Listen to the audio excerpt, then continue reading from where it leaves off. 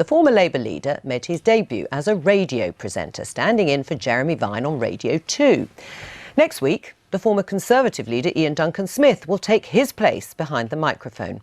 Let's hear how Ed Miliband got on yesterday afternoon. It's Ed Miliband. I'm sitting in for Jeremy Vine on the programme this lunchtime. A year after the referendum, today is the day Brexit negotiations begin. Are you someone who is optimistic about the outcome and says people should stop moaning? We've got some comments from our listeners. Liam emails with a particularly personal one for me. Hi Ed, I met you in the Mallard in Cosworth, I can recommend it, the other week while you were out campaigning. I'm a Labour voter but voted Leave on the back of all the lies we were told. Alistair from Isla Island in Scotland joins. I think that's just Isla, actually, in Scotland. How's it going, Mr. Miliband? It's fine. The island of Isla. You're pretty close, though. Mr. Vine's made the odd mistake as well, so don't worry. A few.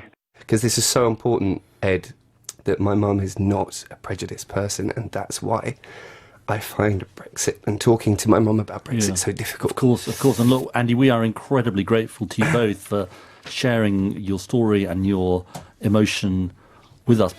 Ed Miliband. BBC Radio 2.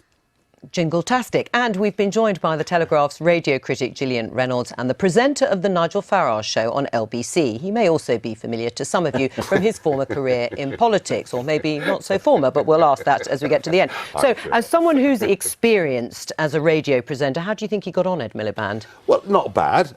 I mean, look, politicians should be good at this in one way, because we're used to dealing with arguments. We're used to one side of an argument, a counter-argument, and whenever you do an interview with someone fearsome like you think, well, what's the other argument going to be? The problem I think a lot of politicians have is these days they're so scripted that they stand up, they read off an autocue. It's all a bit, politics these days is all a bit wooden. So to make the transition from being a party leader to being a presenter, you've got to kind of lose that and loosen up a little bit. Right, so you thought he was a little bit wooden. You didn't think he was natural enough. I mean, it was the first day, I suppose. No, I'm not going to be unkind. No, you can be. There are no rules here. No, I'm not going to be unkind, but I think let's judge him on Friday. But they have to just... I mean, I'm very inexperienced. I've been doing it for 6 months, but it seems to me that I do it best when I'm very laid back, very relaxed, and it's almost like you're chatting to a friend at home. Yeah, it has got to be conversational, hasn't it, radio presenting? Indeed. But they're very different shows. Mr. Farage's show is the one-man band. It's terrific, his talk, constant things.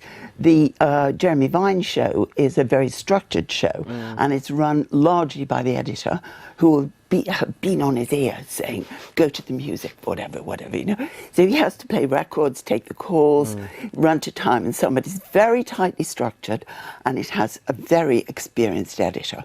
So it's quite different. And what did you think? Well, he wasn't bad at all. I mean, I think he exceeded everybody's expectations. Yeah, I have to say, he was better than I thought he was going to be in terms of the sound of it. The thing is, he ran a tremendous risk because, like yours, Mr. Farage, he has a voice that impressionists love. Oh, yeah. Oh, I know. But is that a bad thing? Do you think? You think, is it the real thing? Oh, I see. Well, you didn't think it was him. I mean, I think introducing records, introducing tunes is quite hard, having done it myself, along with the sort of current affairs programme. I was hopeless at doing the music. How would you find that? I mean, the difference is this. Of course there are the records, but when you're a BBC presenter, you're not allowed to have an opinion. Yeah, that is the other what I do with LBC, I'm allowed to have an opinion. Now, under Ofcom rules, I can say pretty much what I want, but I have to invite the other side of it. So it is actually a rather different thing. Yes, I think it does make a big difference, isn't it, if you're free to sort of speak your mind. Well, particularly with the sort of show that you're doing. Yeah, I'm not sure if I did a BBC radio show that I'd last that long. Well,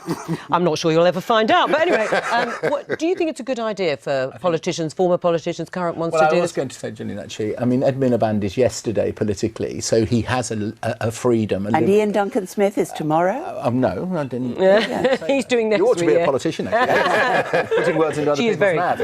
But and with great respect, Nigel, your career is over in politics. But what I mean is, it gives you greater freedom. When you use the word Ed was taking a big risk, I'm not too sure he was taking a big risk because he's yesterday politically. He's got nothing to lose. Exactly. Right. And but I do think your point, Nigel, was extremely well made about this fact that politicians these days, it is so scripted, it is so, you must do this, you must... And that is why Macron, Trump, Farage, Corbyn, it's why they appeal, because they're not... Authentic? because they're being authentic. And no one, you and Corbyn couldn't be further apart, but you both appeal to public because you're not the traditional script. Ed was a traditional scripted politician. Let me ask Gillian, what about the listeners? I mean, are they being well served by Nigel and Ed?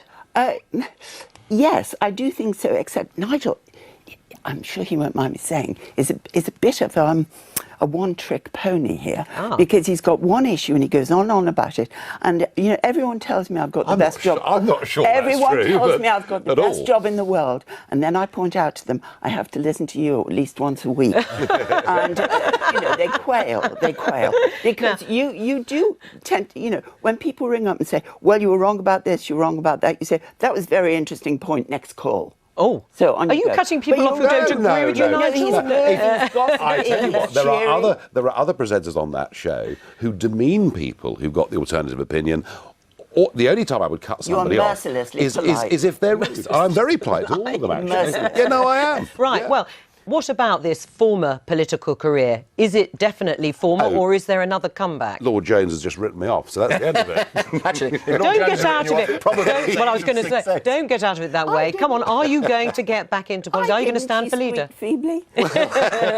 I'm still in politics. I'm leading a group in the European Parliament. That is where... Are you going to stand for UKIP? That is where the renegotiations of the British deal will take place. I'm in a very good position to oversee all of that. And are you going to stand for UKIP leader again? I haven't decided. Did I not hear Lord So Jones it's not ruled out? say there's a fabulous wine cellar at Brussels? Yes, exactly. And we should make it part of our denegotiation. And I'm just wondering if you could advise on that. If I may give one piece of advice, Nigel. I think, actually, before we leave, Mr Juncker may have dealt with that. Yes, I think... Well, he's drunk it all, you mean? Stop it. I thought it was brandy. Anyway, finally. One piece of advice, which is the British public who voted UKIP actually voted a way to make sure this deal was done. And I do think you have a moral as well as possibly a representational obligation to those who voted UKIP and to ensure that we do come out and I think holding the feet to the fire, at which you would be very good. Now, that is far fewer different. people voted for UKIP. No, it's not that.